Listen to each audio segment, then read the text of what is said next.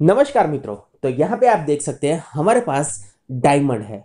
यहाँ पे आप डायमंड देख रहे हैं, उसमें काफी सारी इंप्योरिटीज है। ये डायमंड है वो हमने शरीर में चढ़ाया है, लेकिन डायमंड फाइनलाइज करने से पहले हमें वो भी देखना है कि डायमंड है उसमें इंप्योरिटीज है वो कैसी है। उस हिसाब से हमें उसमें कलर और क्लैरिटी रखनी है। यहाँ पे आप देख सकते हैं डायमंड है उसके भीतर इंप्योरिटीज है और उसका वेट भी हमें यहाँ पे मिलता है। इस पे हम क्या करेंगे, 4P की साइन लगाएंगे, यानी कि डायमंड है उसमें आगे की प्रोसेस करेंगे।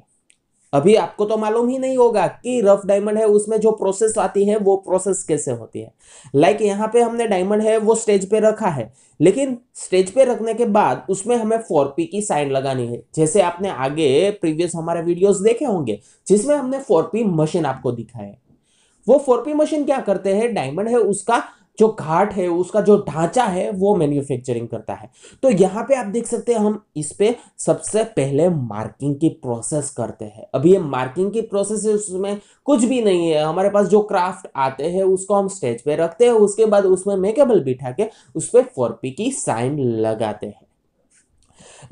यहाँ पे आप देख सकते हैं हमारे पास ए डायमंड है वो neat and clean clyster clear diamond है, उस पे हम मार्किंग की प्रोसेस करेंगे। अभी इस पे मार्किंग की प्रोसेस के बाद इसको डायरेक्टली हम 4P यूनिट में चले जाने देते हैं और उस पे 4P की प्रोसेस होती है। आपको मालूम नहीं, हम स्टेप बाय स्टेप सब सिखाएंगे कि डायमंड है उस पे प्रोसेस कैसे होती है, सरिन टेक्नोलॉजी है वो सरिन टेक्नोलॉजी का यूज कैसे होता है। यहाँ पे जो आप सॉफ्टवेयर देख रहे हैं वो सरिन एडवाइजर 5.3 है, उसमें हम मार्किंग की प्रोसेस यानी कि 4P की प्रोसेस कर रहे हैं। यहाँ पे सारी की सारी डिटेल है वो इंक्लूड की गई है।